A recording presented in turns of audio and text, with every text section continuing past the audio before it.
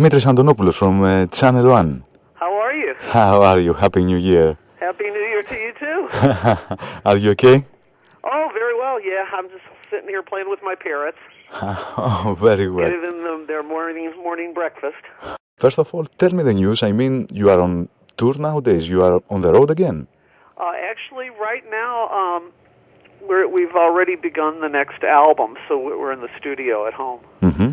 In fact, Bongo Billy put down a keyboard part on a song last night that we were working on. Oh, that's good. Yeah. What about? Yeah, we're not going to probably leave town until we finish this, this entire project. So I guess we're locked here for at least a couple months. Okay. What about the Greek audience? Seems to me like you have a really special relationship with the Greek audience. Absolutely, and we've had some of the best experiences in my career in Greece. I just, the people are very warm, very generous. They're very attentive, which is is important to singer-songwriter types like myself. You work very diligently to come up with memorable lyrics and stuff, and it means a lot when people pay attention, and they do in Greece. They definitely yes, of course. It's funny. Last time we were in, the first time we were in Athens, which was a couple years ago now, I guess. We got there about maybe 3 or 4 days early. My wife Sarah and I, and maybe Bongo Billy, I forget, and we had just time on our own just to wander around. That's wonderful. Acropolis and nobody knew us. It was great. Yes. It's great being anonymous, and it was just fantastic how warm and generous the people were to us. I spent a lot of time in a little music store off the center of town where you have like bazookies and all these wonderful instruments that I'd never seen before. And he was very generous. He let me play anything in the store that I wanted, and I did. It was definitely just a fantastic experience, and my daughter became a huge fan of Greek food from this trip. That's good. So, David, after all these years in music, is there a kind of lesson deep inside you? I mean, something beside the records, the songs, the audience, something you learn as a person, as a human being? Well, to be perfectly honest, I'm one of those lucky people that kind of always knew, what they wanted to do and what I was put here for. There's pictures of me, 3, 4 years old, dragging my grandmother's ukulele across her front yard. I just, I've always just liked to make music, and it came to me naturally. It wasn't something I had to, particularly work that hard at.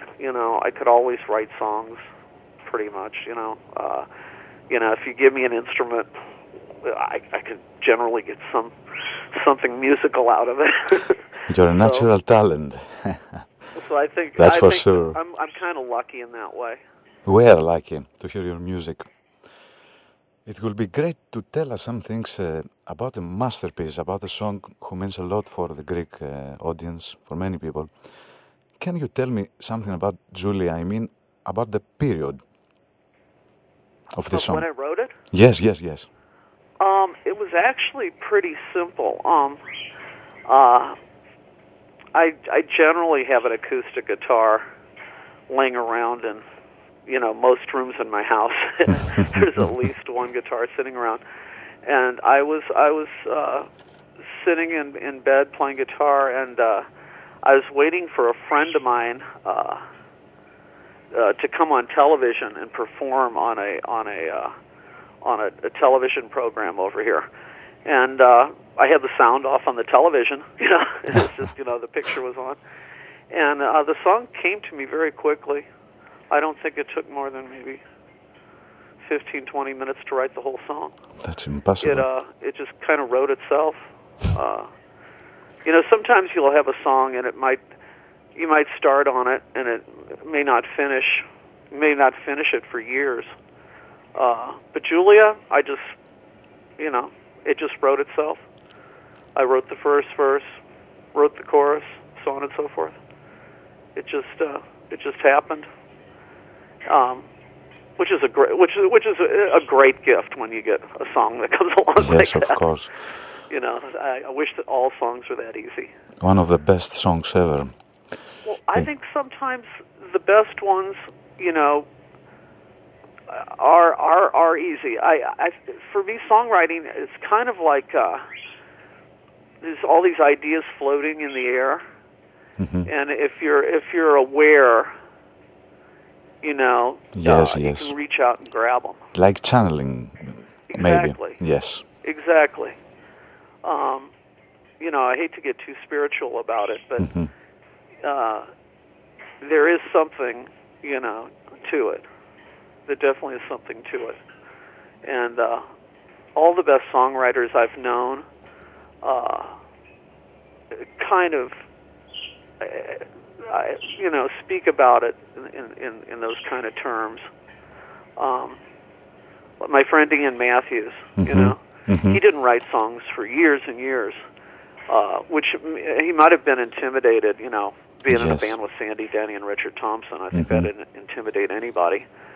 But, once he started writing songs, I think they came pretty naturally to him,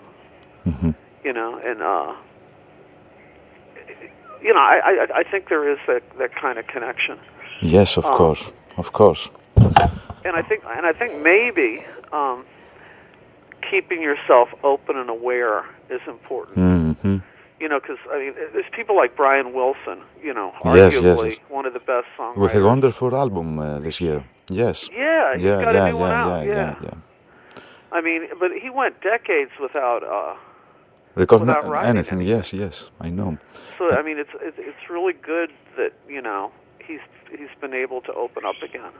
And it takes almost 4 decades for Smile album to bring. What? I'm sorry.